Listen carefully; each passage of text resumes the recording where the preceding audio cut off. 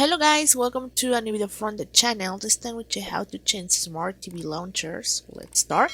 So first you can do it's following line manifest.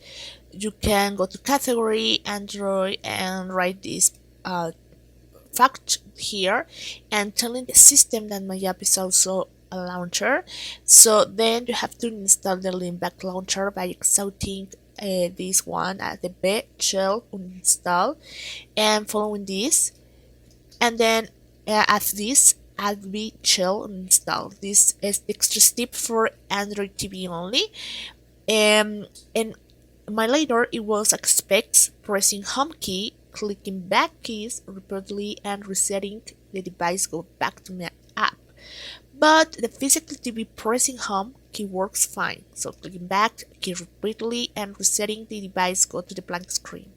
So here is how you can do it. I hope this information helps you guys. As you can see, what you have to follow in this, you can go to this and Stack Overflow for checking exactly the keys for changing it, to launch it. So I hope this works, guys. Thank you for watching this video. Remember to subscribe and give thumb up to this video.